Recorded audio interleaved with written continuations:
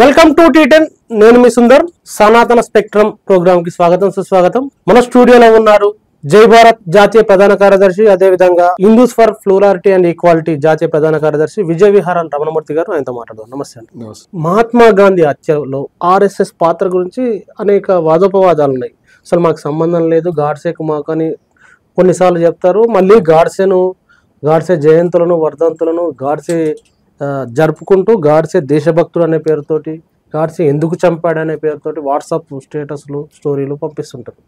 So ఇంతకు ఈ గాంధీ హత్యలో ఆర్ఎస్ఎస్ పాత్ర ఉందంటారా లేదంటారా? అసలు ఏంటి చరిత్ర ఏం చెప్తుంది? గాంధీ హత్య ఆర్ఎస్ఎస్ లో ఆర్ఎస్ఎస్ పాత్ర సాంకేతికంగా లేదు అనొచ్చు, నైతికంగా సంపూర్తిగా ఉంది అనొచ్చు. అంటే సాంకేతికంగా లేకపోవడానికి నైతికంగా సంపూర్తి అంటే అర్థం. మనకు తెలుసు, ఎవరైనా పోస్ట్ గానీ పొగడత గానీ ఎక్కడ జరుగుతుందంటే అది ఎవరు చేస్తారు? వీళ్లే కదా. వృశ్చిక సంతానం అంటారు, తేళ్ల గుంపు. ఈ తేళ్లే కదా. వీళ్ళు దేశం అంతా కూడా గాడ్సేని వాళ్ళ హీరోగా చేసే ప్రయత్నం చేస్తున్నారు. ఒకప్పుడు దిగ్భ్రాంతికరమైన విషయం. అసలు ఇవాళ మన దేశాన్ని చూసి చాలా బాధ జాలి కలిగింది. మీకు తెలుసో లేదో కానీ గాడ్సే పేరు మీద ఒక సినిమా వచ్చింది. ఓ సినిమా హీరో పేరు గాడ్సే అని పెట్టారు. షాక్ అయిన అసలు హీరో పేరు గాడ్సే ఎట్లా పెడతారు? ఆ గాడ్సే అనేటువంటి సినిమా ఆడిందో నాకు తెలియదు. దాని కింద ఉన్న కామెంట్స్ చూసాను, యూట్యూబ్ లో అప్లోడ్ అయింది. దాని కింద ఉన్న అది సినిమా గాడ్సేకి సంబంధం, గాడ్సే చరిత్ర ఏమి కాదు. హీరో పేరు గాడ్సే. హీరో పేరుగా గాడ్సే పేరు పెట్టుకోవచ్చు. ధర్మం మీద పోరాడతాడు హీరో అంటే, హీరో దత్తుడు. ఆయన పేరు గాడ్సే పేరు పెట్టుకోవచ్చు అని నిర్మాత, దర్శకుడు అనుకున్నారు. ప్రజలు కూడా దీన్ని ఆమోదిస్తారు అనుకున్నారు. కింద అందరూ కూడా గాంధీ దొంగ, గాడ్సే గొప్పవాడు అనేది పెట్టేస్తున్నారు. ఇప్పుడు ఈ దేశంలో మనం కనుక సర్వే చేస్తే చాలా మంది గాడ్సే గొప్పవాడు అనే దాకా వచ్చేసారు. బహుశా రేపేళ్ళంటో గాడ్సే మహాత్ముడు, జాతిపిత కూడా అంటారు, తెలియదు మనకి. ఎవరు దీనికి బాధ్యత? ఈ దేశంలో ఇప్పటిదాకా గాంధీ మీద ఒక సినిమా మనం తీయలేదు. బ్రిటిష్ నుంచి ఆయన అటెన్బరో వచ్చి గాంధీ సినిమా తీశాడు, దానికి ఆస్కార్లో అవార్డులు వచ్చాయి. కానీ ఇక్కడ భారతదేశంలో దర్శకుడు నాకు తెలిసి శ్యామ్ బెనగల్ ఒకటి మేకింగ్ ఆఫ్ మహాత్మా గాంధీ తీశాడు. మిగతా డాక్యుమెంటరీ గాంధీ వాళ్ళ ట్రస్ట్ వాళ్ళు తీసిన డాక్యుమెంటరీ కాకుండా గాంధీ జీవితాన్ని సినిమా తీసే సాహసం ఒక్క మనిషి చేయలేదు. మిగతా స్వాతంత్ర సమర వీరుల్లో భగత్ సింగ్ కి నాకు తెలిసి 10-12 సినిమాలు, అల్లూరి సీతారామరాజుకి చరిత్ర కాదు చెప్పలేం కానీ కొన్ని సినిమాలు అయితే ఉన్నాయి. సుభాష్ చంద్రబోస్ కూడా ఫర్గాటన్ హీరో పేరు మంచి సినిమా ఉంది. ఆయన చనిపోలేదు అని ఏదైతే వీళ్ళ ఆర్గ్యుమెంట్ ని చెప్పే ఉన్నా అలాంటి సినిమాలు 3-4 తీశారు. ఆశ్చర్యం. చరిత్రతో సంబంధం లేదు భారతీయులు. ఆశ్చర్యం అంటే గాడ్సే సినిమా పేరు మీద సినిమా ఉంది. గాడ్సే యొక్క చరిత్ర కూడా మనం తీసి, గాడ్సే బతికుంటే గాంధీతో వాదిస్తే ఏం జరిగేది అనేటువంటి యాంగిల్ వాళ్ళిద్దరు చర్చించుకుంటున్న సినిమాలు. చాలా కాలం క్రితం, బహుశా 25 ఏళ్ల క్రితం అనుకుంటాను, కమల్ హాసన్ హే రామ్ అని ఒక సినిమా తీశాడు. ఈ హే రామ్ అనేటువంటి సినిమా అప్పట్లో చాలా సంచలనం, ఆశ్చర్యం. ఆయన గాడ్సేకి ఒక షాడో క్యారెక్టర్ తయారు చేశాడు. అంటే కమల్ హాసనే ఆ షాడో క్యారెక్టర్. గాడ్సే ఉంటాడు, గాడ్సే లాంటి ఇంకో క్యారెక్టర్ ఉంటాడు, ఆయన కమల్ హాసన్. ఈయన గాంధీని చంపాలనుకుంటుంటాడు. గాంధీని చంపడానికి జస్టిఫైడ్ రీజన్స్ ఆయన ఉన్నట్టు సినిమాలో ఆయన మత కళలలో బలైనట్టుగా చూపిస్తారు. తర్వాత ఈయన చంపదాం అనుకునే టైంకి గాడ్సే ముందర చంపేస్తాడు. కానీ అంతకుముందు ఈయన గాంధీని చంపకూడదు అని అనుకుని ఆపడానికి వెళ్ళిపోతుంటాడు. అప్పటికే గాడ్సే చంపేస్తాడు. ఇది సినిమా. అంటే గాడ్సే కనుక పాశ్చాత్యపడితే ఎలా ఉంటుంది గాడ్సే కనుక. కానీ ప్రజలకి నేను అప్పుడు ఆ రోజు ప్రత్యక్ష సాక్షిని. థియేటర్స్ లో అంతా కూడా అది గాడ్సే సినిమా కింద ప్రచారం. జనం అంతా కూడా గాంధీ బొమ్మ కనిపించినప్పుడు కేకలు పెట్టడం. ఇలాంటి ఈ half baked arguments, half baked movies, వీటన్నిటి వల్ల ఇవాళ కొన్ని అబద్ధాలు. వీళ్ళకి హిట్లర్ అంటే చాలా ప్రేమ కదా. ఆర్ఎస్ఎస్ హిట్లర్ని ఆదర్శంగా తీసుకోవాలని గల్వాల్కర్ గారు రాశారు. హిట్లర్ ఏమో గోబెల్స్ కూడా ఆదర్శంగా తీసుకున్నారు. 25 ఏళ్ల క్రితం కమల్ హాసన్ ఈ హే రామ్ అని ఒక సినిమా ఆయన సొంత డైరెక్షన్ లో తీశాడు. ఆ సినిమా అది గాడ్సేకి సంబంధించినటువంటి సినిమా. కానీ ఆయన ఎగ్జాక్ట్ గా గాడ్సే తప్పు అని చెప్పాలని నా ఉద్దేశం. గాడ్సే ఎట్లా తయారయ్యాడు? గాడ్సేకి ఒక షాడో క్యారెక్టర్ నేను తయారు చేసి, గాడ్సే ఉంటాడు సినిమాలో, ఈయన గాంధీని చంపదలుచుకున్నటువంటి ఒక హంతకుడుగా కమల్ హాసన్ హీరో పాత్ర పోషిస్తాడు. ఆఖరి సెకండ్ లో తను రియలైజ్ అవుతాడు, తప్పు ఇలా చంపకూడదు. ఆయన చంపడానికి సరిపడిన వాతావరణాన్ని ఆయన మత కల్లోలం జరిగితే గాంధీ బాధ్యుడు, దాంట్లో ఆయన బాధితుడు, ఆయన భార్య చచ్చిపోయింది కాబట్టి ఆయన చంపేయచ్చు అనే వాతావరణం అంతా క్రియేట్ చేస్తారు. మొత్తం గాంధీ మటర్ వాతావరణం అంతా క్రియేట్ చేస్తారు. సుమారుగా గాడ్సే క్యారెక్టర్, కానీ పశ్చాత్తాపడి గాడ్సే అనమాట. అప్పుడు గాడ్సే వెళ్ళి చంపేస్తాడు. ఈయన చంపకూడదు అనుకున్నాడు, గాడ్సే వెళ్ళి కలుద్దాం అనుకుంటాడు, గాడ్సే చంపేస్తాడు. నాకు సరిగ్గా గుర్తులేదు విషయం అయితే అది. కానీ ఆశ్చర్యం ఏంటంటే కమల్ హాసన్ ఏం ఉద్దేశించాడు కానీ నెగిటివ్ గా పబ్లిక్ కన్వే. అది గాడ్సే పాత్ర, దానికి సంబంధించిన విషయాలు వచ్చినప్పుడు పబ్లిక్ ఏళ్ళు వేయటం, లేకపోతే గాంధీ వచ్చినప్పుడు కొంచెం కేకలు పెట్టడం చాలా బాధ అనిపించేది ఆ రోజు. పబ్లిక్ చాలా కాలం నుంచి మన భారతదేశంలో మనం గాంధీ చేసిన అన్యాయం ఒక్క సినిమా జాతిపతమే మనం తీసుకోలేకపోయాం. సరైనది. పైపెచ్చు గాంధీ గారి క్యారెక్టర్ ప్రాపర్ గా ఎక్స్ప్లోర్ చేసే విధంగా ఒక్క సినిమాలో కూడా క్యారెక్టర్స్ లేవు. ఇప్పుడు ఆయన ఏదైనా సినిమాలో ఏదైనా క్యారెక్టర్ గా కనిపిస్తే కుట్ర చేసేవాడి కింద, ఏదైనా అబద్ధాలు చెప్పేవాడి కింద, ఎలాగోలా తన పబ్బం గడుపుకునేవాడి కింద, ఒక దొంగ నక్కరజిత్తుల మనిషి కింద కనిపిస్తాడు. ఆయన బాడీ లాంగ్వేజ్ గానీ, ఆయన మాట్లాడే మాట కానీ. ఈవెన్ సుభాష్ చంద్రబోస్ కి ఆయనకి ఉన్న సినిమాలు, భగత్ సింగ్ సంబంధించిన సినిమాల్లో కూడా గాంధీ మీద సింపతి పుట్టకుండా విలన్ లాగా తయారు చేసేటువంటి బాడీ లాంగ్వేజ్ తో తయారు చేశారు. ఓ సినిమాలో అయితే గాంధీని కలిసి ఎగిరి పడతాడు హీరామైన.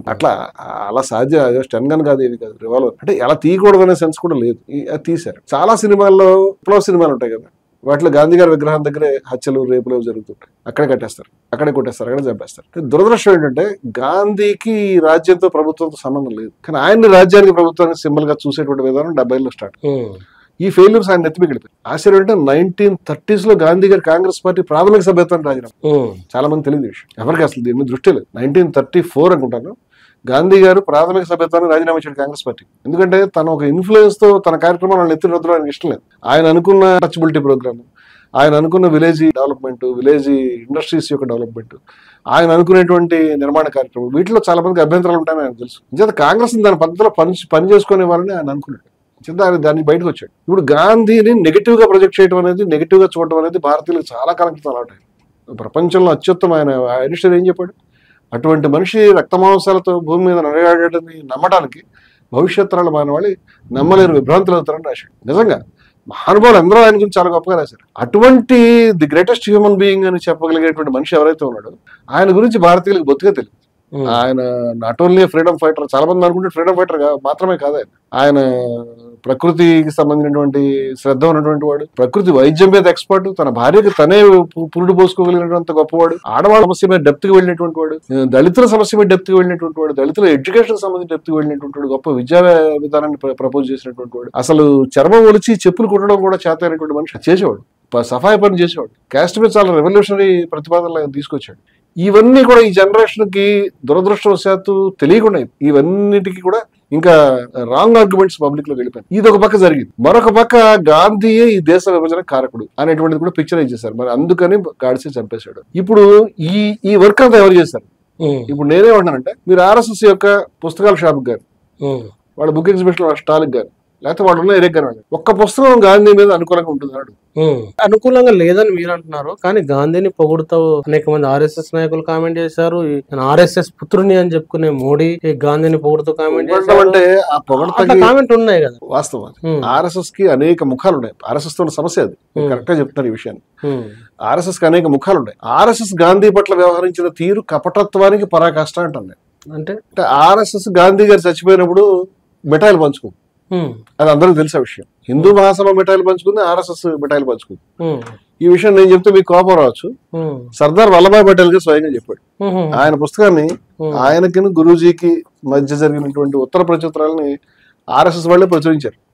ఈ జనరేషన్ పిల్లలు నేను చెప్తున్నాను, కొంచెం ఇలాంటి పుస్తకాలు చదవండి. అదృష్టం అంటే ఆర్ఎస్ఎస్ వేసింది ట్రూత్ ట్రిమ్స్, విజయం సాధిస్తుంది సత్యం, సత్యమే విజయం సాధిస్తుంది అని. కానీ దీంట్లో అసత్యం విజయం సాధిస్తుంది అని డిపార్ట్మెంట్ వాళ్ళు వేసిన బుక్ ఇది. దాంట్లో ఆయన చాలా స్పష్టంగా చెప్పాడు ఏమనంటే, మీరు స్వీట్లు పంచుకు తిన్నారు అని. అది ఒక ఎస్టాబ్లిష్డ్ ఫ్యాక్ట్. ఎందుకు స్వీట్లు పంచుకు తిన్నారు? అదే కాకుండా గాంధీ మర్డర్ జరుగుతోంది అనే విషయాన్ని సూచన మాత్రంగా మీరు 30వ తారీఖు సాయంత్రం కొంచెం ట్యూన్ చేసుకుని ఉంచుకోండి మీ రేడియోని అని ఆర్ఎస్ఎస్ మెసేజ్ పంపించినట్టుగా కూడా చాలా చోట్ల ఒక వార్త ఉన్నది. దానికి సంబంధించి కూడా పటేల్ మాట్లాడాడు. మీకు లాస్ట్ ఫేజ్ అనేటువంటి పుస్తకంలో కనిపిస్తుంది ఇదంతా. ఇదంతా ఎక్కడికి దారితీస్తుంది అంటే, ఇప్పుడు ఆర్ఎస్ఎస్ యొక్క ప్రభావం ఏ విధంగా ఉందనేది లేయర్ బై లేయర్ మన లోపలికి వెళ్ళాల్సినటువంటి అవసరం. ఆర్ఎస్ఎస్ గాంధీని చంపినటువంటి హంతక సంస్థ నేను అనటం అంటే ఇది చాలా టెక్నికల్ గా చాలా జాగ్రత్తగా మాట్లాడుకోవాల్సిన మాట మనకి. ఆయన హంతకులు ఎవరో చాలా స్పష్టంగా ప్రాసిక్యూషన్ ముందు నిలబెట్టారు. 7 ఉన్నారు.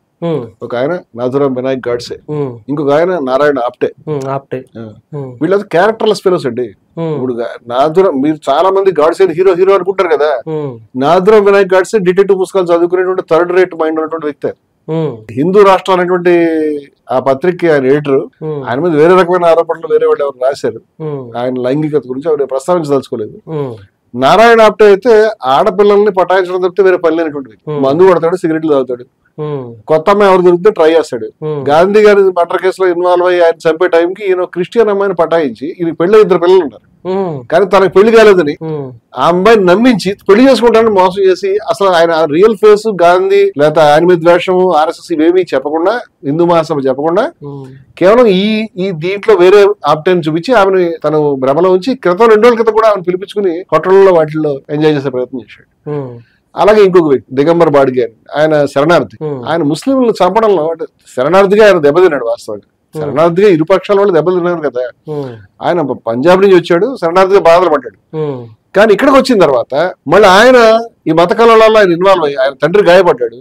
అంటే ఎవరు చనిపోయినారు పిన్న. ఈ కోపం ఉంది ఆయనకి, విశృంఖలంగా మర్డర్లు చేస్తూ ముస్లింల మీద బాంబులు వేసుకుంటూ లేకపోతే మర్డర్లు చేస్తూ తిరిగినటువంటి చరిత్ర ఆయనకు ఉన్నది.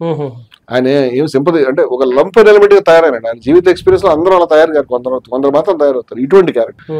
అలాగే మిగతా వాళ్ళు కర్కార్ అనేటువంటి ఆయన ఉన్నాడు, లేకపోతే పర్చూర్ అనేటువంటి ఆయన, వీళ్ళంతా ఆయుధాలని దిగంబర్ బాడ్గా ఆయుధాలు సప్లై చేసే డీలర్. ఎవరో ఒక ఆదర్శాన్ని వెతుక్కునేటువంటి నాయకులు గాని, స్వతంత్ర పోరాటంలో ఉన్నవాళ్ళు గాని, ఒక మంచి లక్షణాలు ఉన్నవాళ్ళు గాని, హిందూ మతం అర్థమైన వాళ్ళు ఏమి హిందూ రాష్ట్రాల పత్రిక పేరు నాథరాం గాడ్సే పెట్టుకున్నాడు. అంతకుముందు అగ్రడి అనేటువంటి పత్రిక అది. దీనికి సావర్కర్ రాసి, సావర్కర్ కూడా గాంధీ హత్య కేసులో ఒక ముద్దాయి. సావర్కర్ ముద్దాయి. వీర సావర్కర్ గాంధీ హత్య కేసులో ముద్దాయి. గాంధీ హత్య కేసులో బోన్ లో కూర్చున్నాడు ఆయన దాంట్లో. అయితే వీళ్ళందరినీ అరెస్ట్ చేశారు. అసలు సావర్కర్ ఇన్వాల్వ్ కాదని అది చరిత్ర. అసలు సావర్కర్ అప్పటికి ముస్లింవాడు, కానీ సావర్కర్ మొత్తం విషయానికి సూత్రధారి. ఆయన సమక్షంలో ఆయన ఆశీస్సులతో ఈ కార్యక్రమం జరిగింది. మొత్తం ఈ హంతకులు ఎవరైతే ఉన్నారో బ్యాచెస్ బై బ్యాచెస్ ఈయన ఇంటికి వెళ్ళారు, ఈయన ఆశీర్వాదం తీసుకున్నారు. ఒకళ్ళతో అయితే ఒక బ్యాచ్ వచ్చినప్పుడు విజయం పొందండి అని ఆయన గాడ్సేకిను యశస్వి హోయా అని మరాఠీ భాషలో మీరు విజయం సాధించండి అని ఆప్టని గాడ్సేని ఆయన ఆశీర్వదించినట్టు ఒక రికార్డు నేను కూడా చదివాను. అలాగే మిగతా ఆయన కలవడం వాడు సుమారుగా ఎవరు లేరు, అందరూ కూడా ఏదో ఒక సందర్భంలో ఆయన కలిశారు. మొత్తం హంతకుల టీం అంతా నేను ఎందుకు తెలిసాడు. ఆశ్చర్యం అంటే కోర్టులో నన్ను ఎవరు కలవలేదు చెప్పాడు. నాకు తెలియదు, కూడా తెలియదు చెప్పాడు ఫస్ట్. తర్వాత ఏం చెప్పాడంటే తెలిసినా సరే నాకు వాళ్ళ మర్డర్ కేసుతో సంబంధం లేదా.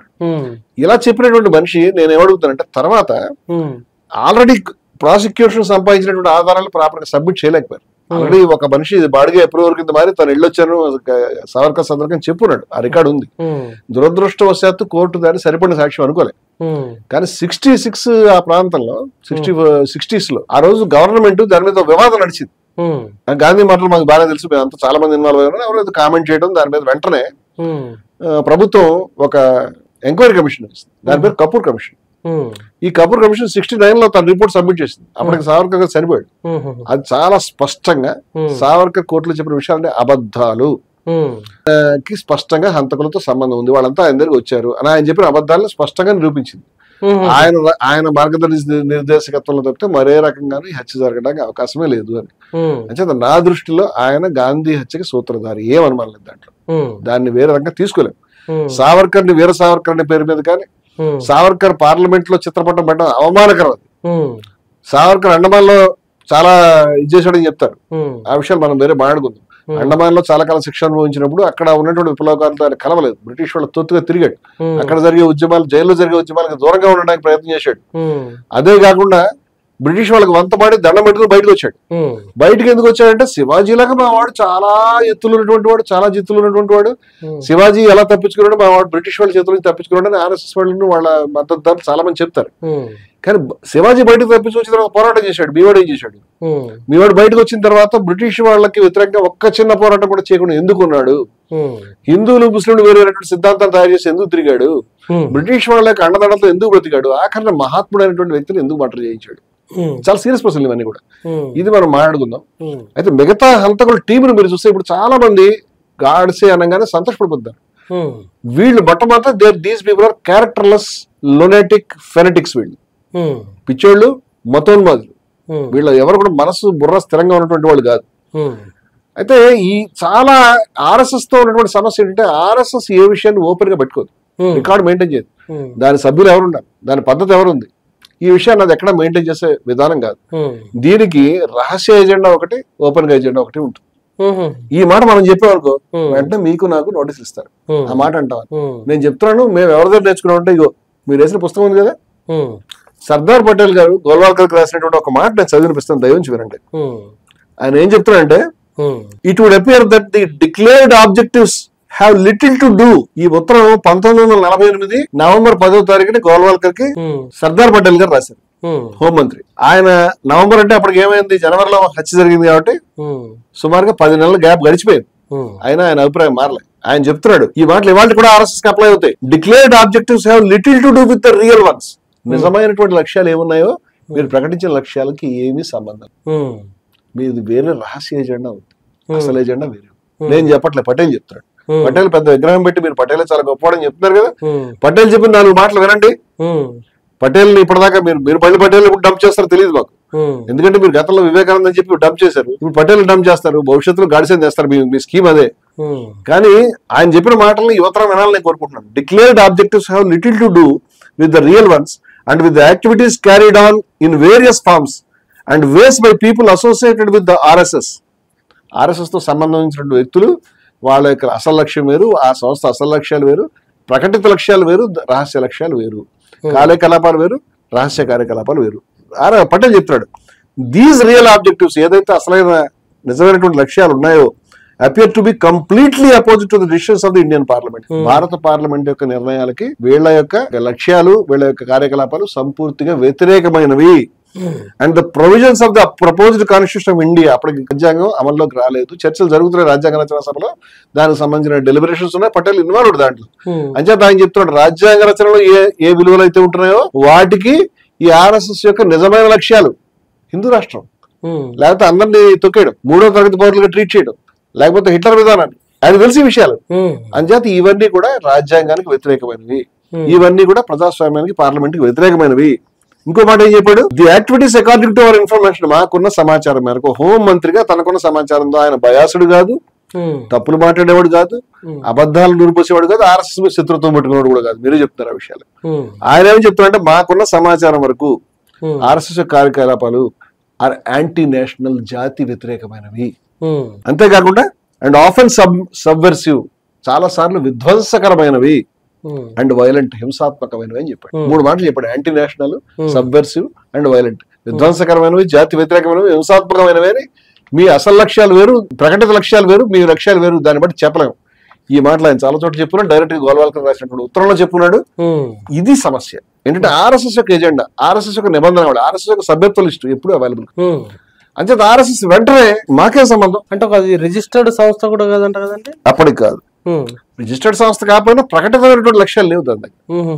నేనేమంటానంటే రిజిస్టర్ సంస్థ కాకుండా మీరు ఏదో గొప్ప చేస్తే ఉంచుకోండి, నాకు అభ్యంతరం లేదు. కానీ రహస్య సంస్థగా మీరు బ్రిటిష్ వ్యతిరేక కార్యకలాపాన్ని, సామ్రాజ్య వ్యతిరేక పోరాటం చేసిన వాళ్ళు కాదు. మీ యొక్క రహస్యం అంతా కూడా మీరు దేనికి మెయింటైన్ చేశారంటే మతతత్వాన్ని పెంచుకోవడానికి, మతతత్వ కార్యకలాపాలు నిర్వహించడానికి, ప్రజల మధ్య ద్వేషాన్ని పెంచడానికి మీ ఎజెండా అది. అంచేత మీ రహస్యమైన ఎజెండాని పటేల్ గారు గుర్తుపెట్టాడు కాబట్టి ఆయన స్పష్టంగా చెప్పాడు ఆ విషయం. ఇప్పుడు వాళ్ళ దగ్గర సభ్యత్వ లిస్ట్ లేనప్పుడు ఇంకో విషయం ఏంటంటే, మీరు చూడండి, రాజీవ్ గాంధీని వేలుపిల్లై ప్రభాకర్ చంపించాడు, అందరూ తెలుసు. ఆ అమ్మాయి పేరు ఏమిటి, నళిని. ఇంకో అమ్మాయి పేరు ఏమిటి, థాను. ఇంకెవరు, శివరాసనం. వీళ్ళందరూ టీం కింద తయారు చేసి ఇండియా పంపించిన మరుక్షణం ఇంక వీళ్ళతో కాంటాక్ట్స్ లేవు. ఆ మధ్యలో ఉన్న కాంట్రాక్ట్స్ కూడా ఇంటించిట్టు రాకుండా వాళ్ళు ముందర కట్ చేసుకుంటారు జాగ్రత్తగా. అది ఇండిపెండెంట్ టీమ్ గా పనిచేయాల్సిందే. వాళ్ళు చంపేసిన తర్వాత మాకేం సంబంధం, రాజీవ్ గాంధీ మాట మాకు సంబంధం లేదు, మేము ఎక్కడ కూడా దాన్ని పెట్టుకోమని చెప్పారు. ఇప్పుడు వాళ్ళు కూడా మేము ఎల్టీటీ మనుషులు అని చెప్పే ప్రయత్నం చేయలేదు. చాలా మంది తాను వాళ్ళు చనిపోయారు, బతుకున్నటువంటి వాళ్ళు కూడా మాకు ఎల్టీటీతో సంబంధం ఉందని చెప్పడానికి ప్రయత్నం చేయరు. ఎల్టీటీ సేవ్ చేయాలనుకుంటారు. ఎగ్జాక్ట్లీ ఇది మామూలుగా ప్రపంచవ్యాప్తంగా ఒక విధ్వంసకమైన జాతి వ్యతిరేక కార్యకలాపాలు పాల్పడే సంస్థల యొక్క పద్ధతి ఇదే విధంగా ఉంటుంది. ఇక్కడ ఈయన వీళ్ళు ఏ రకమైన రికార్డు మెయింటైన్ చేయలేదు, మాకు సంబంధం లేదు ఈ మనిషితో అని చెప్పేశారు. ఏమీ సంబంధం లేదు. ఆయన కూడా తన సంబంధం లేదనే ప్రయత్నాన్ని పెట్టి ఆర్ఎస్ఎస్ ని రక్షించాలి, సంబంధం లేనట్టు కనిపించాలనే ప్రయత్నం చేశాడు ఆయన. కానీ వాస్తవాలు బయటకు వచ్చిన తర్వాత ఎలా ఉందంటే, ఆర్ఎస్ఎస్ తో ఆయన ఏ రోజు సంబంధాన్ని వదులుకోలేదు.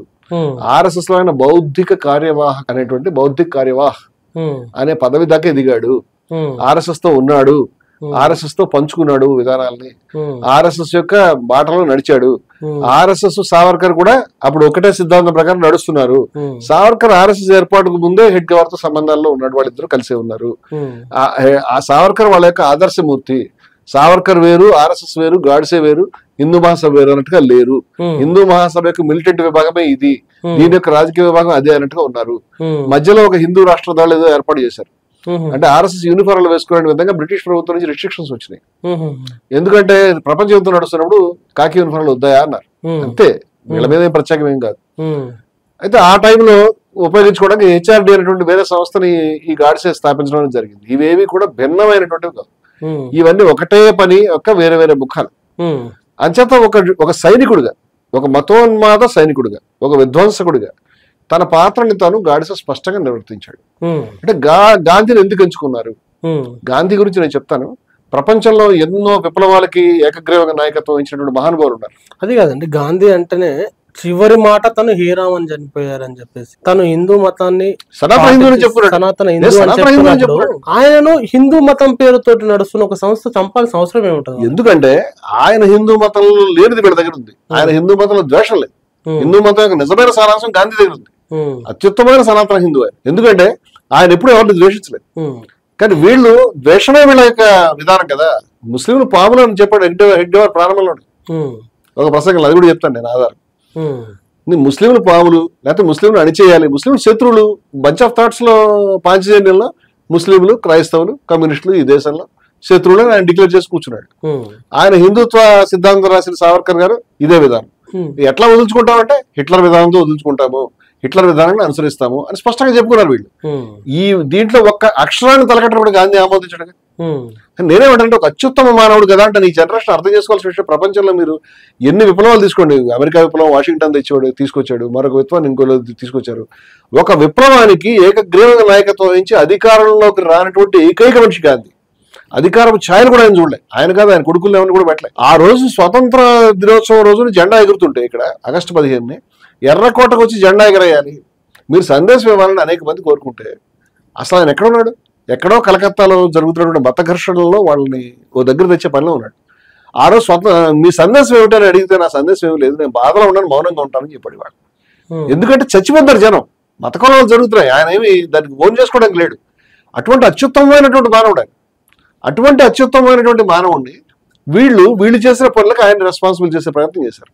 గాడ్సే యొక్క ప్రకటన ఇవాళ నాథురామ్ గాడ్సే గారి వాంగ్మూలం, ఇది వాళ్ళ పుస్తకాలు, ఇది డైరెక్ట్ ఆర్ఎస్ఎస్ పేరు వేరు కానీ ఎవరెవరో దొరుకుతారు, ఆల్స్టాల్స్ దొరుకుతాయి, మనం కొనుక్కోవచ్చు కాబట్టి.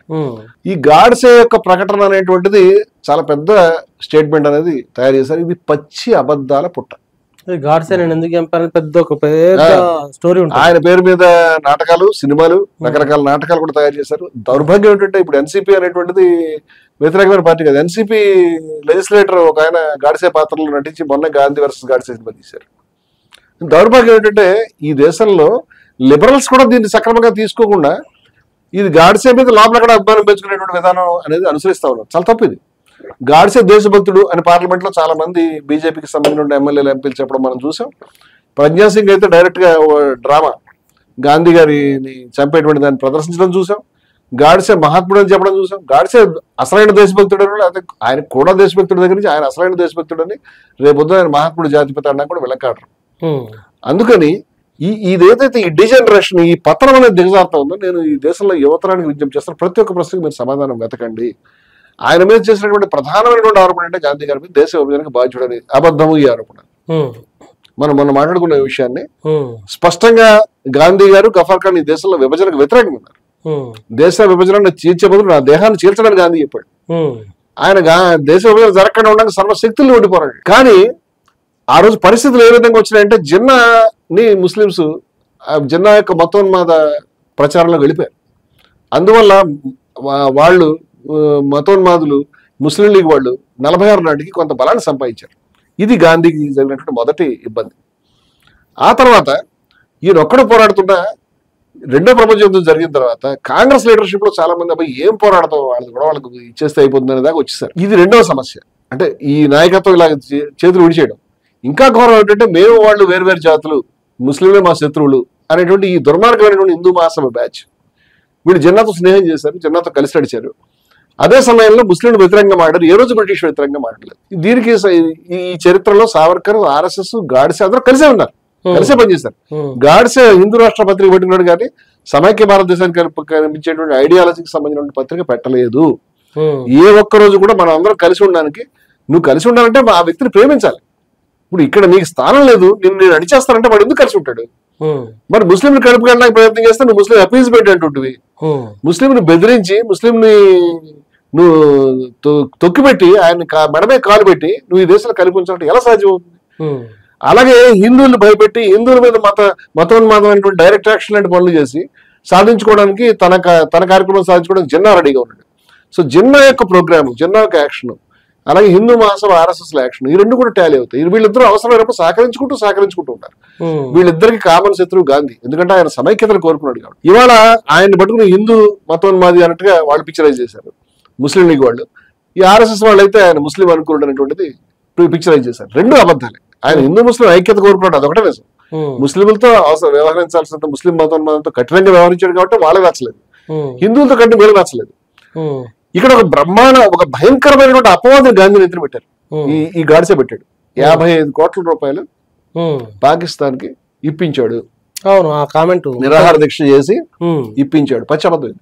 నిరాహార దీక్ష కూడా పాకిస్తాన్ కు అనుకూలంగా పచ్చబద్ధం. దీనికి ఏ రకమైన ఆధారాలు దయ ఉంచి ఈ విషయాన్ని శోధించి తెలుసుకోమని నేను కోరుతున్నాను. ఇవాళ గోబల్స్ మాదిరిగా ఇది ఎలా తయారైందంటే 50 సార్లు చెప్పిన తర్వాత ఇది నిజమేమో అనుకునే విధంగా ఫిక్స్ అయిపోయింది. పచ్చబద్ధం ఇది. గాంధీ ఏ రోజు దీంట్లో ఇన్వాల్వ్డ్ కాదు. గాంధీ గారికి దేశ విభజనతో సంబంధం లేదు. కాంగ్రెస్ పార్టీ నాయకత్వం గాంధీని మోసం చేస్తుంది. CWC లో ఉన్నటువంటి నాయకులు, ముఖ్యంగా నెహ్రూ, పటేల్ గాంధీ గారితో సంబంధం లేకుండా బెంగాల్, పంజాబ్ యొక్క విభజన నిర్ణయం తీసుకున్నారు. ఆ నిర్ణయాన్ని ఆయన పేపర్లో చూశాడు. షాక్ అయ్యాడు ఆయన చూసి. ఆయన వెనక్కి వచ్చి ఇలా ఎందుకు చేస్తారు, నాకు కనీసం చెప్పలేదంటే మీరు కాంట్రాక్ట్లో లేరంటే మీరు దూరంగా ఉండిపోయారని చెప్పారు. ఇదంతా రికార్డెడ్, నేను చెప్పిన ప్రతి మాట రికార్డెడ్. అయితే ఆయనకు తెలియదు పాపం. ఇప్పుడు ఈ పరిస్థితిలో దీన్ని ఎట్లా వెనక్కి తీసుకురావాలి అంటే కాంగ్రెస్ తను దశాబ్దాల తరబడి పనిచేసినటువంటి నాయకులు. ఇప్పుడు దేశంలో ఉన్నటువంటి పరిస్థితుల్లో ఆయన కాంగ్రెస్ కి వ్యతిరేకంగా తిరుగుబాటు చేయడం అనేది నాకు తెలుసు అది సాధ్యము కాదు. అది చేసుంటే కనుక ఇంకా ఎక్కువ కల్లోలం జరిగి ఉండేది. ఇక తప్పనిసరి పరిస్థితుల్లో తన కామ్రేడ్స్ తీసుకున్నటువంటి, తనతో పాటు ఉన్నటువంటి వ్యక్తులు, తన సహ పోరాటకారులు, విప్లవకారులు తీసుకున్న నిర్ణయాన్ని ఆయన చాలా భారమైన హృదయంతో ఆమోదించి దాన్ని AICC మీటింగ్ లో మీ వాళ్ళు నాయకులు తీసుకున్నారు గౌరవించండి అన్నాడు. కానీ తనకి ఇష్టం ఏ రోజు చెప్పలేదు. అసలు ఈ విభజనని సంబంధం లేకుండా ఆయన అటు నుంచి ఇటు రావడానికి, పాకిస్తాన్ వెళ్ళడానికి పథకం రెడీ చేసుకున్నాడు. పాకిస్తాన్ వెళ్ళి అక్కడ ఉన్నటువంటి కల్లోలాలను ఆపాలి, ఇక్కడ కల్లోలాలను ఆపాలి. ఎవరిని ద్వేషించిన వ్యక్తి కాదు ఆయన. ఈ దుర్మార్గుడు కనుక ఆయన చెప్పకుండా ఉండుంటే బహుశా అక్కడ కూడా కల్లోలాలను ఆపి, అక్కడ కూడా సమైక్యతకు బాటలు వేసి పాకిస్తాన్ ఎక్కువ కాలం నడవకుండా చేసేవాడు ఆయన. ఇంకా వేడు బతుకుంటే చెట్టు చివరికి హిందూ, ముస్లింలు, భారత పాకిస్తాన్ ప్రజలు, ఈ దేశంలో అన్ని వర్గాల ప్రజలు ప్రేమతో ఐక్యమైనటువంటి ఒక ప్రోగ్రామ్ నేను తీసుకొచ్చేవాడని నేను అనుకుంటున్నా. పటేలు, నెహ్రూ దేశ విభజనని అయిష్టంగా ఆమోదించారు కానీ ఇష్టంగా కాదు. ఇది కూడా చెప్పుకోవాలి మనం. వాళ్ళు ఏదో అధికార లాలసతో కుర్చీల మీద వెళ్ళి కూర్చోవాలని అభిప్రాయం. వాళ్ళు త్యాగమూర్తులు, జైలుకి వెళ్ళినటువంటి వాళ్ళు. 10 ఏళ్ళు జైల్లో ఉన్నాడు నెహ్రూ గారు, పటేల్ గారు జైల్లో ఉన్నాడు. ఆరోగ్యాలు దెబ్బతున్నాయి, ఎన్నో బాధలు పడ్డారు. ఈ సావర్కర్ లాగానో మరొకలాగా అండమాన్ తర్వాత ఇక్కడ ఏ పని చేసినాడు కాదు. వీడి RSS లో ఒక్కరోజు కూడా జైలుకి వెళ్ళిన వాళ్ళు దెబ్బలు తినేవాళ్ళు కాదు. అసలు గాడ్సే గాని, ఈ టీం ఆప్టే గాని, కర్కర్ గాని వీళ్ళు దొంగలు, వీళ్ళు ఏ పని చేయలేదు. ఈ దుర్మార్గులు ఇవాళ ఎవరైతే త్యాగపడుతున్నారో వాళ్ళ మీద నిందలేస్తున్నారు. వాళ్ళు బ్రిటిష్ వాళ్ళ ఏజెంట్ అని, బ్రిటిష్ వాళ్ళ ఏజెంట్ మీరు, వాళ్ళు కాదు. ఇవాళ ఇటువంటి పరిస్థితిలో ఉండగా గాంధీ గారు 1947లో సుమారుగా మే నెల ఆ ప్రాంతంలో ఆయనకి బయటకు వచ్చిన తర్వాత ఓపెన్ గా తిరుగుబాటు చేస్తుంటే దేశంలో ఒక అంతర్గతం వచ్చేదేమో అనుకుంటాను. ఆయన ఆ పని చేయకుండా పళ్ళ బిగువును ఆపుకుని అయిష్టంగా దాన్ని అంగీకరించాడు, అంతేగాని ఇష్టపడి కాదు. ఆయన గవర్నర్ కూడా దెబ్బతీశాడు. మమ్మల్ని తోడేళ్ల పాలు చేశారంటే కళ్ళ నీళ్ళు పెట్టి నడిపాడు. అంచేత ఈ ఇద్దరు మనుషులు మహానుభావులు వీళ్ళు. భారతదేశ చరిత్ర కాదు, ప్రపంచ చరిత్రలోనే గ్రేటెస్ట్ పీపుల్ వీళ్ళు. ఇలాంటి వాళ్ళని ఈ దుర్మార్గుడు అయితే ఈ గాడ్సే 55 కోట్లకు సంబంధించిన తీర్మానం చెప్తాను నేను. ఇప్పుడు మన తెలంగాణ, ఆంధ్ర విడిపోయి అనుకోండి, లేకపోతే నదీ జలాల ఒప్పందం, వీళ్ళకి ఎన్ని కావాలో వాళ్ళకి అన్ని నీళ్లు ఇవ్వాలనేది ఒక ఒప్పందం జరిగిపోతుంది. ఈ ఒప్పందం ఇద్దరు పెద్ద మనుషులు కూర్చున్నటువంటి బాడీ తీసుకున్నది. దాంట్లో 70-75 ఎంత ఇవ్వాలి, 20 ఇచ్చారు, ఇంకా మిగతా 55 ఇవ్వాలి. దీంట్లో ఎటువంటి షరతులు లేవు. ఇప్పుడు ఇది ఒక అగ్రిమెంట్ జరిగింది. ఇండియా పాకిస్తాన్ స్వతంత్రం వచ్చేటప్పుడు జరిగినటువంటి అగ్రిమెంట్, అది విభజన అగ్రిమెంట్. ఈ విభజన అగ్రిమెంట్ లో భాగంగా వాళ్ళకి ఇవ్వాల్సిన డబ్బులు మనం ఇవ్వకపోతే వాడు కోర్టుకు పోతే ప్రపంచంలో మన పరుగు, ప్రపంచంలో మనం మీద శాంక్షన్స్ పెడతారు. ఏమనంటే నువ్వు ప్రపంచ ఒప్పందాన్ని ఉల్లంఘించావా, తప్పు నువ్వు చేస్తున్నావు అంటారు. అంచేత అదేదో దయాధర్మం మీద ఇచ్చే డబ్బు కాదు, లేదా మరొకటి చేసే అప్పు కాదు. దాని గురించి గాంధీ గారు నిరాహార దీక్ష జరగనే లేదు. జరిగిన విషయం ఏంటంటే మౌంట్ బాటన్ ఇది తప్పు, ఇది మౌంట్ బాటన్ కానీ ఈ దేశంలో సైన్యాధిపతి అచిన్ లెక్క అనుకుంటాను. మౌంట్ బాటన్ ఇద్దరికి కంబైన్డ్ గవర్నర్ జనరల్ గా ఉంచాలని ప్రయత్నం జరిగింది. ఒప్పందాన్ని ఉల్లంఘించి జిన్నా అక్కడ దేశానికి గవర్నర్ జనరల్ గా ఉన్నాడు. వాస్తవంగా భారతదేశానికి పాకిస్తాన్ కలిపి కంబైన్డ్ గవర్నర్ జనరల్ గా మౌంట్ బాటన్ ప్రతిపాదించారు కొంతకాలం ఉండాలి అని. కానీ మౌంట్ బాటన్ భారతదేశానికే ఉన్నాడు. ఆయన్ని పాకిస్తాన్ లో నేను గవర్నర్ జనరల్ ఉంటాను ఉండవని జిన్నా చెప్పి వైలేట్ చేశాడు. నెహ్రూ పటేల్ మేము ఒప్పందాన్ని కట్టుబడతాం, మేము వైలేట్ చేయమని ఆయన ఉంచుకున్నారు. కొంతకాలం తర్వాత వెళ్ళిపోయాడు, అది వేరే విషయం. అలాగే ఇద్దరికి సైన్యాధికారి కూడా ఒకటే, ఈ యొక్క భద్రతా దళ కమాండ్ ఒకటే ఉంది. అంటే ఇంకా పూర్తిగా ఇలా కాలేదు సెపరేషన్. అలాగే ఈ డబ్బులు అట్నుంచి ఇటు పంచుకునేదంటే ఈ 55 crores మనీ వాళ్ళకి మనం ఇవ్వాలి. అది ఇవ్వకపోతే కనుక ఇది దౌత్యానికి వ్యతిరేకంగా, దౌత్య విలువలకి, రాజకీయ విలువలకి, వివేకానికి అన్నిటికీ వ్యతిరేకంగా ఉంటుంది, అనైతికం అవుతుందని మౌంట్ బాటన్ అన్నాడు. ఆయన అలా అన్నాడు అనే విషయాన్ని ఈయన పటేల్కి చెప్పాడు, ఈయన ముందు చెప్పాడు.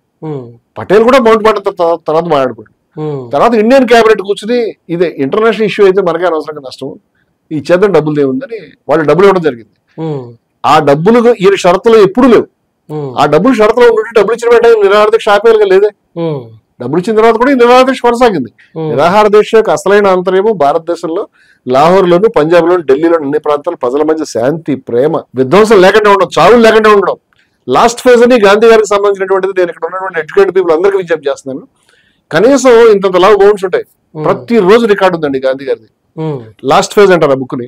అది 3-4 పార్ట్ల కింద, 2-3 పార్ట్ల కింద ఉంటుంది. ఆ పార్ట్లో ప్రతి ఒక్క పేజీ కన్నీళ్ళు అనుకోవచ్చు.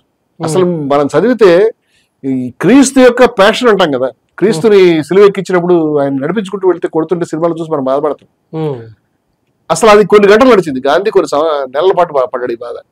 ఆయన ఏ విధంగా నౌకలు తిరిగాడు, ఏ విధంగా బీహార్ వెళ్ళాడు, ప్రతి ఒక్క గంట రికార్డు ఉందండి.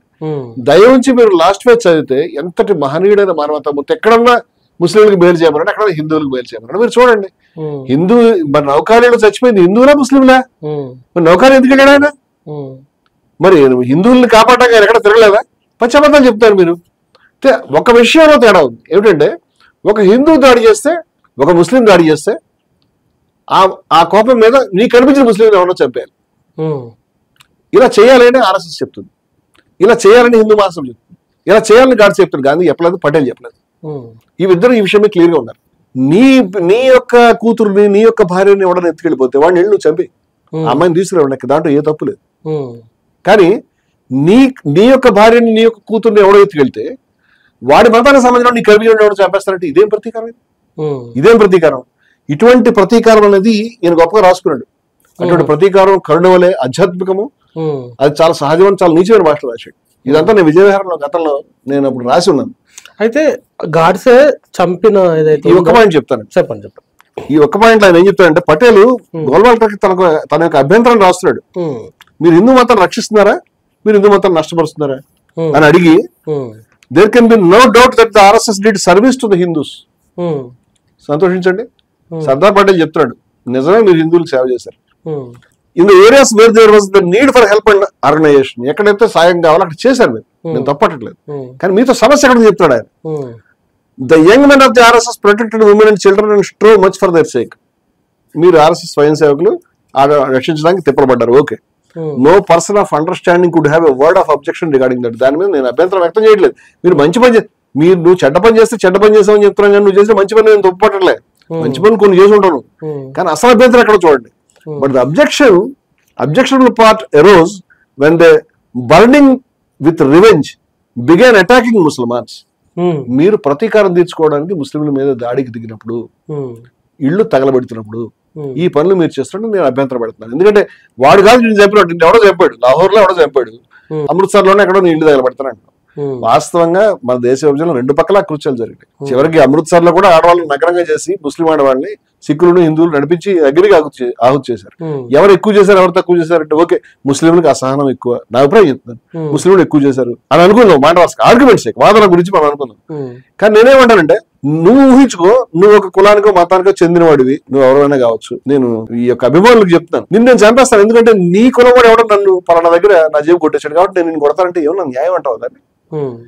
నీ మతానికి సంబంధించిన వాడు ఎక్కడో ఏదో తప్పు చేశాడు, అందుకని నేను మీ ఇల్లు తగలబెడతానంటే మంచి పని చేసావు అంటావా? వీళ్ళు అంటారు. పటేలుడు గాంధీ చెప్తున్నారు, ఎవరైతే నువ్వు దుర్మార్గం చేస్తారో వాడి మీద దాడి చేయి, మేము తప్పట్టు. కానీ ఆ పేరు మీద అమాయకుల మీద మీరు దాడి చేయకూడదు. మీరు తగలబెట్టారు, కాలుస్తున్నారు, ఇది అబ్జెక్షన్ చెప్తున్నాడు. ఆర్గనైజింగ్ అండ్ హెల్పింగ్ హిందువుల్ని సంఘటితపరచడం, వాళ్ళు సాయం చేయడం, but going in for revenge for its suffering on innocent and helpless men, నిస్సహాయులైనటువంటి అమాయకులైనటువంటి ప్రజల మీద ప్రతీకారం మీద దాడులకి హత్యలకి దిగడం. And helpless women and children is quite another thing. పసిపిల్లల మీద, ఆడవాళ్ళ మీద ఈ దుర్మార్గులు మీరు చేసి తప్పు అని చెప్తున్నాడు. ఏం సమాధానం చెప్తారు ఆర్ఎస్ఎస్ వాళ్ళు? మీరు ఏం చెప్తారు దాని రికార్డు? ఈ ఒక్క విషయం మీద నేను ఒక సెపరేట్ ఎపిసోడ్ చేయగలను. ఎందుకంటే గోల్వాల్కర్ అనేక సార్లు ఏం చెప్పాడు ఆన్ రికార్డు ఉన్నాయి ఇవన్నీ కూడా. మత కల్లోలలో వీళ్ళ యొక్క పాత్ర, దాని యొక్క జస్టిఫికేషన్ వాడు చేసేటువంటి నేను చేస్తాను. గుర్తుపెట్టుకోండి, మత కల్లోలలో ఈ పాశవికమైన ఆటవికమైనటువంటి హేతురహితమైన జస్టిఫికేషన్ ఏముందో ఇది విద్వేషానికి కాదు. ఇది చాలా దుర్మార్గం. దీన్ని వాళ్ళు వ్యతిరేకిస్తారు. మీరేం చెప్తారు ఈ విషయం పట్ల? ఇది ఆలోచించుకో. ఇందాక మీరు ఒక చాలా ముఖ్యమైనటువంటి ఆసక్తికరమైన విషయం చెప్పారు, గాంధీని పొగుడుతారు కదా. నేను అడుగుతున్నాను, గాంధీని నిజంగా పొగుడుతారా ఆర్ఎస్ఎస్ వాళ్ళు? ఏం పొగుడుతారు గాంధీని ఆర్ఎస్ఎస్ వాళ్ళు? ఇవాళ పార్లమెంట్ లో మనం చూస్తున్నాము.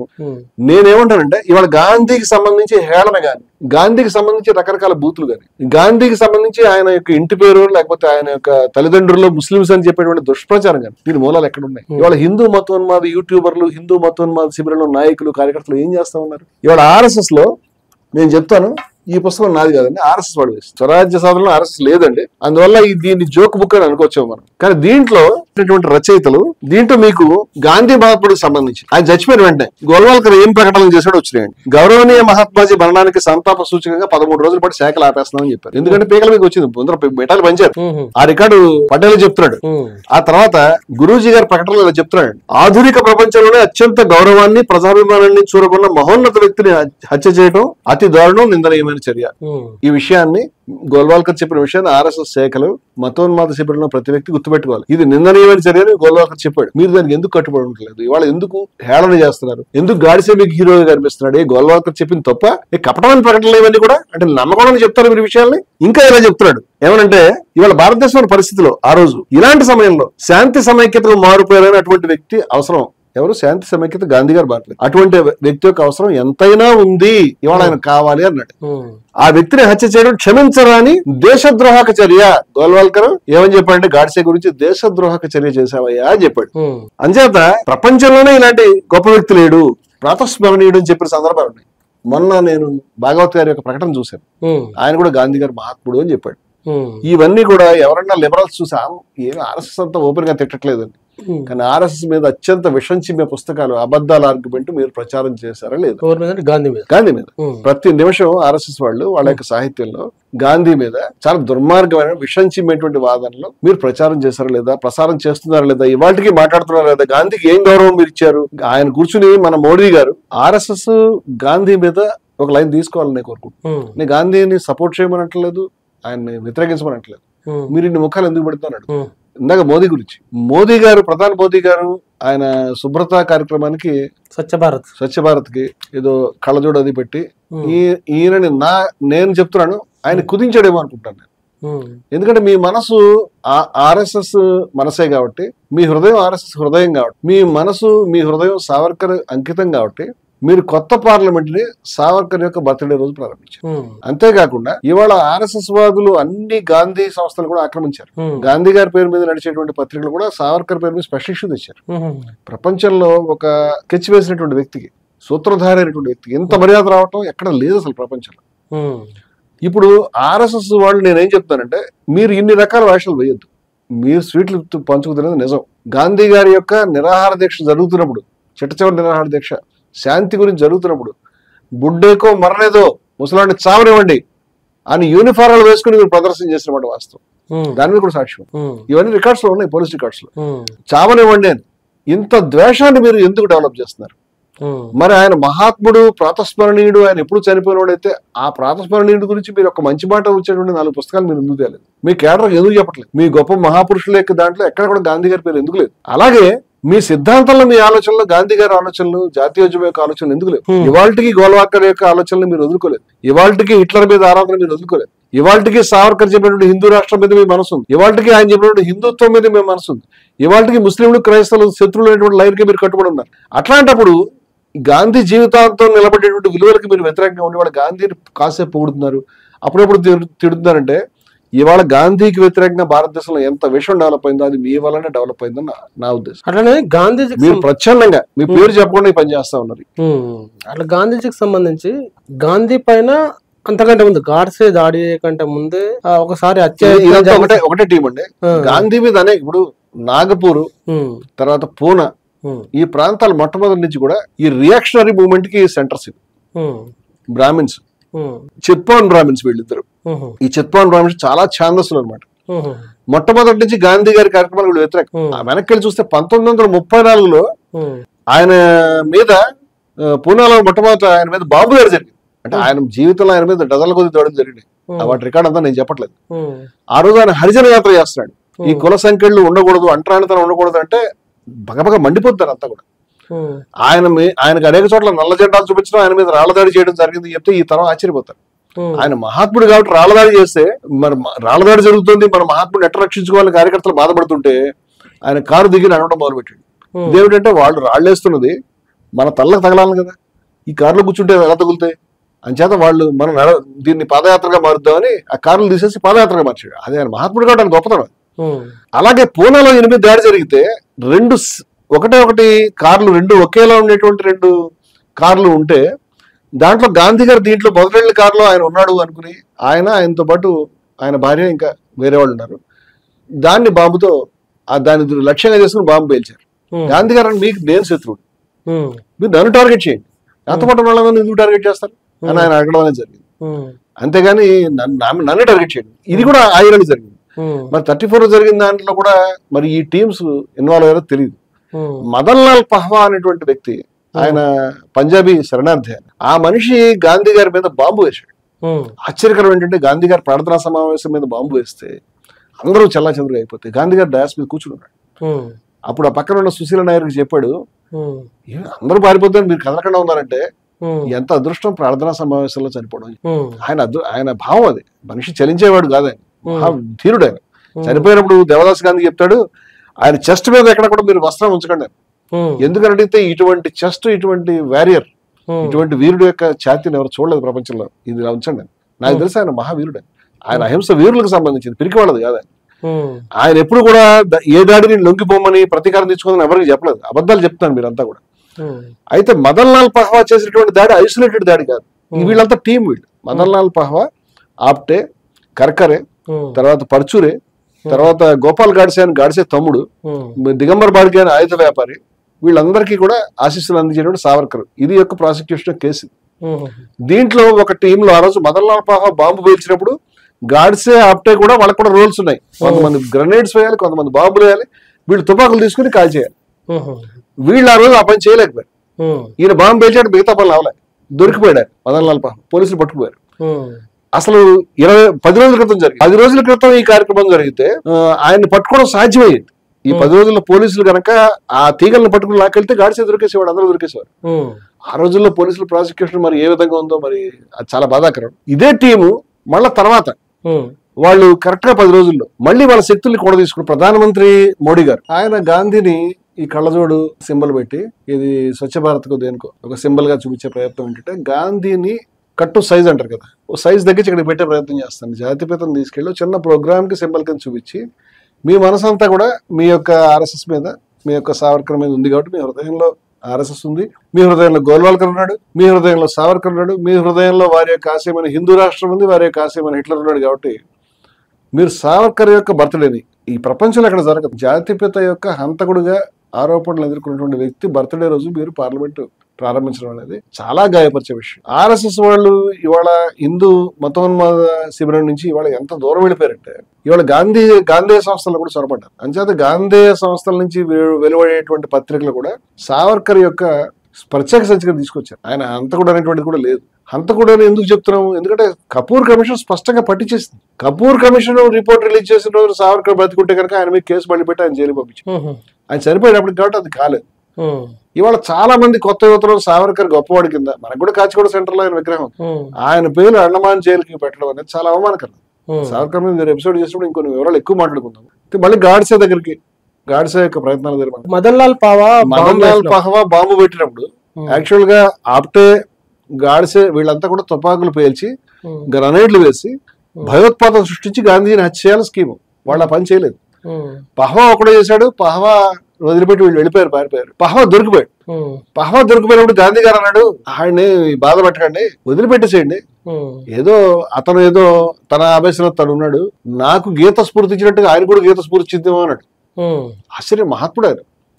ఆయన గురించి మీరు మాట్లాడకండి. సులోచనాదేవి అనేటువంటి ఒక అక్షరాలు రానటువంటి ఒక నిరక్షరాస్యులైన మహిళ తెగించి బాంబు పేల్చిన వ్యక్తిని కూడా పట్టేసుకుంది. ఆమె యొక్క హీరోయిజాన్ని గురించి, ధీరోదాత్తత గురించి మీరు మాట్లాడుకోండి, ఈ విషయాలు మాట్లాడకండి అన్నాడు. అది చాలా గొప్పతనం అయింది. పటేల్ స్వయంగా వచ్చి గాంధీజీని మనం పోలీస్ ఎస్కార్ట్ అంటే ఆయన ఎలా ఒప్పుకోడు. కనీసం లోపలికి వచ్చి వాళ్ళని చెక్ చేద్దామంటే దాన్ని కూడా అంగీకరించలేదు. ప్రార్థనా సమావేశం నేచర్ భారత్ నేను అంగీకరించడం, నాకు ఏ రక్షణ అక్కర్లేదని చెప్పే మనిషి. అటువంటి మనిషిని రక్షించడం చాలా ఈజీ కాదు. కానీ పహ్వాన్ అరెస్ట్ చేసిన తర్వాత ఆ లింకుల్ని లాగుంటే డైరెక్ట్ గా గాడ్సే దగ్గరికి, ఆప్టే దగ్గరికి, సావర్కర్ దగ్గరికి, బాడిగే దగ్గరికి వెళ్ళడం సాధ్యమయ్యేది. పోలీసుల యొక్క నిర్లక్ష్యం వల్ల, వాళ్ళ కస్టడీలో ఉన్నటువంటి పహ్వాని వాళ్ళు దర్యాప్తు చేసిన తీరు చాలా నెమ్మదిగా వెళ్ళడం వల్ల చిట్ట చివరికి ఇంకో 10 రోజుల్లో ఆప్టే, గాడ్సే సాహసం చేసినట్టుగా వాళ్ళు డైరెక్ట్ గా వెపన్స్ తో వచ్చి గాడ్సే మహాత్మా గాంధీని హత్య చేసి చంపడం అనేది జరిగింది. గాడ్సే స్వయంగా చెప్పాడు, నేను పెట్టాను గాంధీ గారికి, ఎందుకంటే ఆయన చేసిన సేవలకి గాను అని చెప్పాడు. గాడ్సే స్వయంగా తన యొక్క వాంగ్మూలంలో గాడ్సే గాంధీ గారి యొక్క సేవలకి గాను ఆయనకు నమస్కరించి తిని, ఇంతకు ముందు చేసిన దానికి ఇప్పుడు చేసిన దానికి తర్వాత చంపి తిని అని చెప్పుకున్నాడు. ఆ సేవలు ఏమిటో ఇదేమిటో ఆయన స్పష్టంగా చెప్పలేదు. అట్లనే ఆయన కోర్టులో ఏదో అబద్ధాలు ఆడిండు అనేది, ఆ స్టేట్మెంట్ మొత్తం అబద్ధమే కదా అంటాను.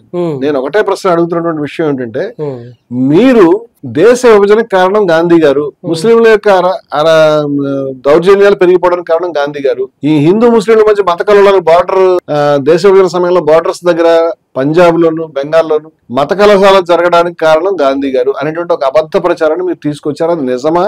మీకు తెలుసా విషయము?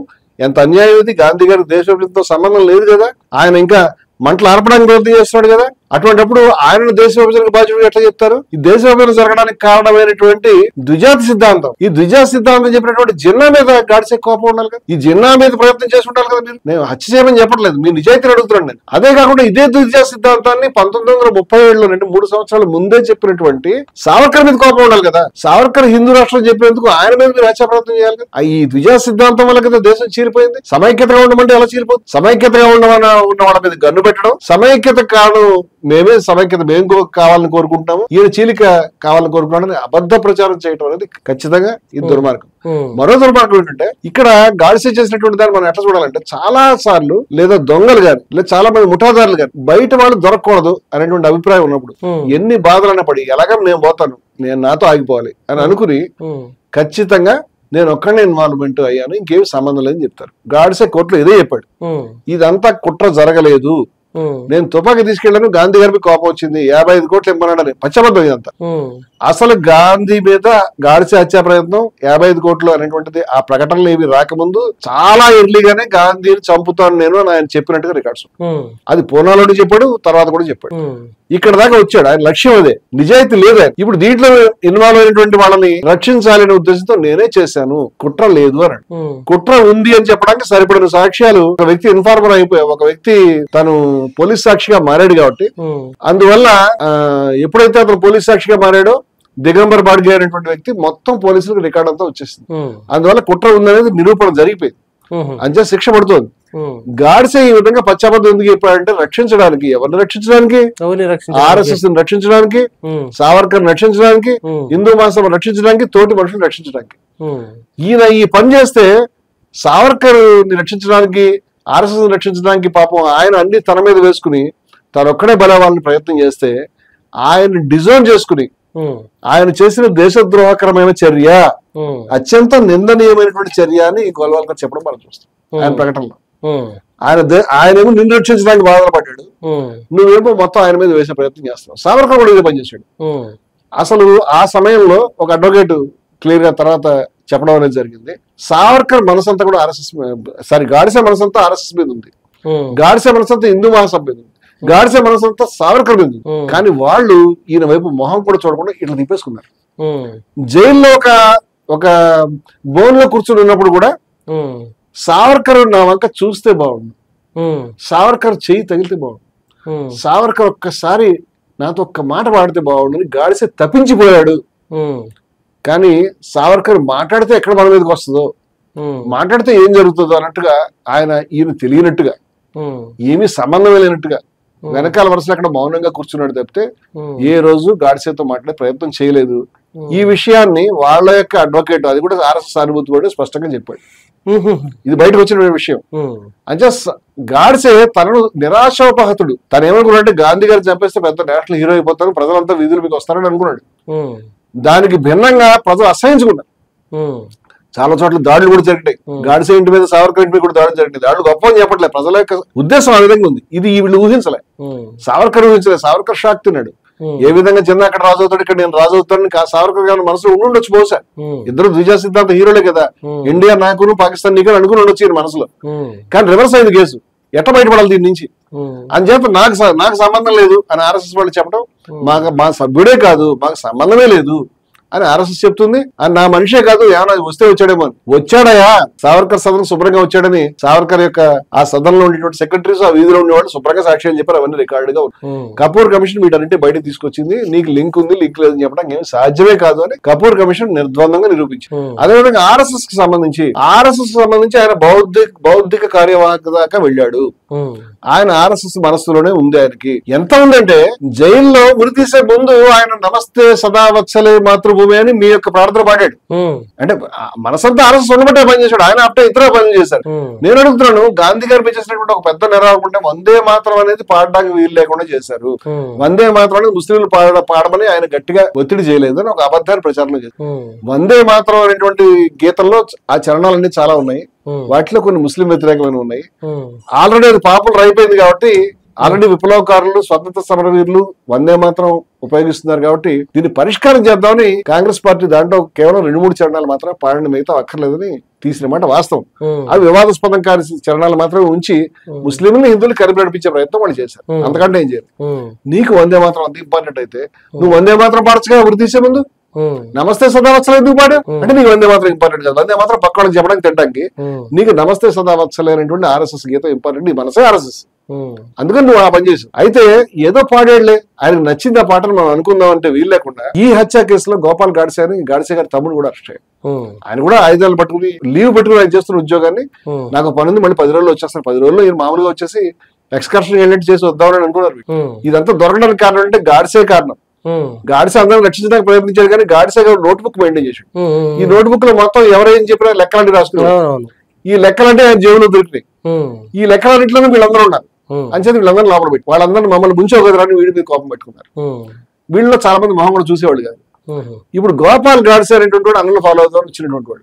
ఈ గోపాల్ గాడ్సే ఆయన అంత తీవ్రవాద మతోన్మాది కాదు కానీ సరైనడేం కాదు. ఈ గోపాల్ గాడ్సే తర్వాత చెప్పాడు 1994లో బయట పత్రికలకు ఇచ్చినటువంటి ఇంటర్వ్యూలో బీజేపీ వాళ్ళు పిరికి పందాల్లో వ్యవహరిస్తున్నారు, ఆర్ఎస్ఎస్ వాళ్ళు గాడ్సే పట్ల ద్రోహం చేశారు. మేము ఎప్పుడు ఆర్ఎస్ఎస్ ద్రోహం చేశారు నేను చెప్తున్నాను. గోపాల్ గాడ్సే చెప్పి మేము ఎప్పుడు ఆర్ఎస్ఎస్ సోదరులు అంతా కూడా ఆర్ఎస్ఎస్. ఎప్పుడు కూడా ఆర్ఎస్ఎస్ తో తన సంబంధాన్ని గాడ్సే తెంచుకోలేదు అని తమ్ముడు గోపాల్ గాడ్సే సాక్షి చెప్పారు. 2016లో అనుకుంటాను ఆమె సతీకి సావర్కర్ అని గాడ్సేకి మనవరాలు వరుస, ఆమె కూడా ఇంటర్వ్యూలో ఏం చెప్పిందంటే గాడ్సే సోదరులు ముగ్గురు చిట్ట చివరి దాకా ఆర్ఎస్ఎస్ లోనే ఉన్నారు. అంటే ఆర్ఎస్ఎస్ లో ఉన్నారు కానీ వాళ్ళు ఎస్ అని చెప్పరు. ఎందుకు చెప్పరంటే ఆర్ఎస్ఎస్ చెడ్డ పేరు రావద్దు అని. వీళ్ళు ఎస్ అని చెప్పరు, పైగా వీళ్ళ దగ్గర సభ్యత్వ రికార్డులు మెయింటైన్ చేయరు. ఈ విధంగా ఆర్ఎస్ఎస్ ఇన్వాల్వ్ కాకుండా గాడ్సే చేసినటువంటి ఈ యొక్క దాన్ని చేగమంటారా లేకపోతే వాళ్ళని రక్షించే ప్రయత్నంలో నేను బలవుతాను మీరంతా తప్పకుండా ఉద్దేశంలో ఆయన చేశాడు.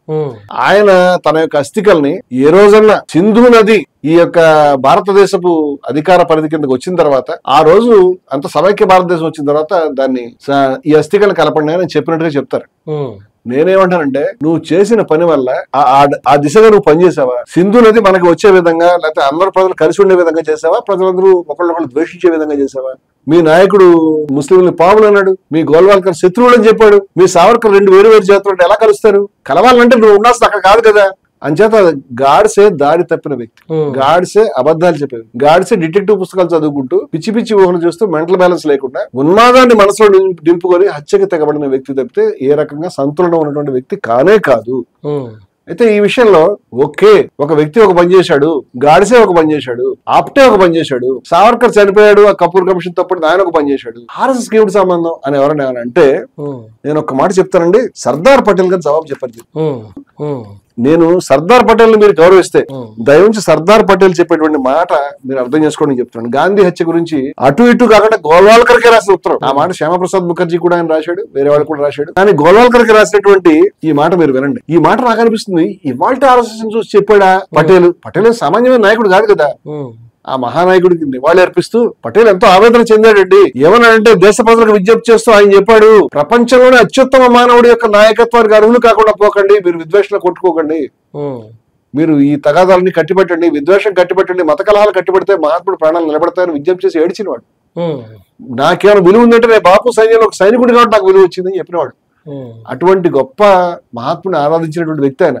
మీరు అనుకుంటున్నట్టు పటేల్ ఏమి గాంధీకి వ్యతిరేకం కాదు, నెహ్రూకి వ్యతిరేకం కాదు. ఇవన్నీ కూడా కల్పించి పటేల్ ఏమైనా ఆర్ఎస్ఎస్ నాయకుడేమో, పటేల్ ఏమైనా బీజేపీ నాయకుడు అనే పరిస్థితి వచ్చారు వీళ్ళు. పటేల్ కాంగ్రెస్ యొక్క నాయకుడు అట్లాంటి ఉంది. ఆర్ఎస్ఎస్ గురించి పటేల్ ఏం చెప్పాడు మనం తెలుసుకుందాం ఆ విషయాన్ని. ఆయన ఏం చెప్పాడంటే ఆల్ దేర్ స్పీచెస్ అంటే ఆర్ఎస్ఎస్ వాళ్ళ యొక్క ప్రసంగాలు వర్ ఫుల్ ఆఫ్ కమ్యూనల్ పాయిజన్, మతతత్వ విషంతో నిండి ఉంది. ఇప్పుడు కూడా చూడండి, మీరు ఇప్పుడు కూడా యూట్యూబ్ కార్యక్రమాలు చూడండి, ఇప్పుడు కూడా మాటలు వినండి, ఇప్పుడు కూడా సమాధులు తవ్వుదాము, లింగాలు దొరుకుతాయా, దీని ఏమంటారండి మతతత్వ విషయం అంటారు. పటేల్ చెప్తున్నాడు, మీ కోపం పటేల్ తో మాట్లాడు, మతతత్వ విషయంతో నిండి ఉన్నాయి. It was not necessary to spread poison in order to enthuse Hindus and organise for their protection. హిందువుల్ని రక్షించడానికి, హిందువుల్ని ఉత్సాహపరచడానికి ఈ విషయాన్ని చెప్పాల్సిన అవసరం ఉంది లేనే లేదు కదా అంటున్నాడు. ఈ మతతత్వ విషయాన్ని మీరు ఎందుకు మెయింటైన్ చేస్తున్నారు అని అడుగుతున్నాడు.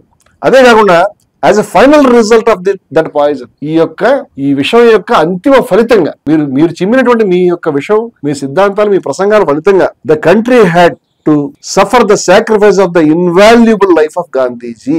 మహాత్ముడి యొక్క అమూల్యమైనటువంటి ప్రాణాలను ఈ దేశం కోల్పోయింది మీ దుర్మార్గం వల్ల అని చెప్పాడు. ఎవరు చెప్పారు? సర్దార్ వల్లభాయ్ పటేల్. అంటే గురూజీకి రాసినటువంటి ఉత్తరంలో చెప్పాడు ఈ మాటలన్నీ కూడా. అంచేత ఇక్కడ స్వీట్స్ పంచుకున్నారు మీరంటే కూడా చెప్పాడు. నేనేమంటానంటే సర్దార్ వల్లభాయ్ పటేల్ చెప్పినటువంటి మాటలు మీరు విగ్రహాలు పెడుతున్నారు, దండాలు పెట్టుకుంటున్నారు, చాలా గొప్పవాడని చెప్తున్నారు. దయవుంచి ఆయన చెప్పిన మాటలు మీరు తలకెక్కించుకోండి. మీరు చేసినటువంటి పనుల వల్ల మీరు సాంకేతికంగా దొరకపోవచ్చు, మీకు శిక్షలు పడకపోవచ్చు, ఏ కమిషన్ లో కూడా మీరు నేరస్తులైనటువంటి రుజువు కాలేకపోవచ్చు, గాడిసే మీ కార్యకర్తగా మాకు సంబంధం లేదని మీరు చెప్పొచ్చు, మీరు వదులుచుకోవచ్చు. కానీ అసలు హత్య జరిగింది, ఈ ఐడియాలజీ ఎక్కడి నుంచి పుట్టింది? ఈ ఐడియాలజీ పుట్టింది మీద. అందువల్ల నేను ఏం చెప్తానంటే సాంకేతికంగా నువ్వు సరిగా తప్పించుకున్నావు కానీ నైతికంగా ఈ విషభావజాలాన్ని పుట్టించినటువంటి వ్యక్తుల కింద గాంధీ హత్యకి బాధ్యత ఖచ్చితంగా ఆర్ఎస్ఎస్ తీసుకోవాల్సి వస్తుంది, సావర్కర్ తీసుకోవాల్సి వస్తుంది, హిందూ మాసం తీసుకోవాల్సి వస్తుంది, గోల్వాల్కర్ తీసుకోవాల్సి వస్తుంది, గాడ్సే తీసుకోవాల్సి వస్తుంది. ఈ విషభావజాలను మీరు పుట్టించుకుంటూ వెళ్తే అంతిమ ఫలితంగా ఆయన అన్నాడు. అది చెప్పింది ఆయన 48. అంతిమ ఫలితం ఇంకా మీరు ఆపారంటే ఆపలే, ఇంకా పెంచుకుంటూ వెళ్ళిపోతారు. ఇప్పుడు అంతిమ ఫలితం ఏమవుతుంది? ఈ దేశానికి ముప్పు వస్తుందా? ఈ దేశ వ్యవస్థకు ముప్పు వస్తుందా? రాజ్యాంగానికి ముప్పు వస్తుందా? లేకపోతే ఈ దేశం ముందుకు వెళ్తుందా వెళ్ళదా? ఈ దేశానికి మీరు ఒక ప్రమాదకరంగా తయారయ్యారా? అంచేత పెడచెవిని పెట్టకండి పటేల్ యొక్క మాటల్ని. మీ పద్ధతులు మార్చుకోండి, మీ సిద్ధాంతాన్ని మార్చుకోండి, మీ ఆలోచనలు మార్చుకోండి. ఈ గాడ్సే యొక్క భజన ఆపండి. మహాత్ముడి యొక్క బోధనల గురించి మీరే ప్రచారం చేయండి, మీరే చెప్పండి, మంచి మాటలు ఏమిటో చెప్పండి. ఆయన చిట్ట చివరి రోజులు ఆయన చేసిన మీరు వెదజల్లినటువంటి అబద్ధాలని దయవుంచి మీరే క్లియర్ చేయండి. ఆ పని మీరు చేయకపోతే ఈ దేశానికి మంచి మీరు కోరుకోవట్లేదని చెప్పినట్టు అవుతుంది. ఈ నైతికమైనటువంటి బాధ్యతని పరిహారం మీరు ప్రాయశ్చితం చేసుకోవాలని నేను డిమాండ్ చేస్తాను. ఆర్ఎస్ఎస్ కి నేను శత్రువుని కాదు, ఆర్ఎస్ఎస్ కి నేను ఒక రకంగా చెప్పే హితవాక్యాలు చెప్పేటువంటి మిత్రుడిగానే మాట్లాడుతాను. నేను మీరు ఈ తప్పు దిద్దుకోవడం ద్వారా సరైన మార్గంలో రావడం ద్వారా ఈ దేశానికి ఉపయోగపడగలుగుతారు, లేదా దేశానికి గతంలో మాదిరిగానే హాని చేసిన వాళ్ళు అవుతారు. ఆ పని చేయొద్దని విజ్ఞప్తి చేస్తాను. Thank you very much Ramanamurthy గారు. ప్రజలారా విన్నారు కదా, విజయ విహారం రమణమూర్తి గారు అనేక విషయాలని, గాంధీ హత్య, గాడ్సే, అదేవిధంగా ఆర్ఎస్ఎస్ పాత్ర, సావర్కర్ ఎలాంటి పాత్ర పోషించి అనేక అంశాలను చరిత్ర నుంచి, పుస్తకాల నుంచి చూస్తూ కోట్ చేస్తూ చెప్పాడు. మరి ఆయన చెప్పిన అంశాలపైన మీ కామెంట్ కూడా రాయండి. Thank you very much.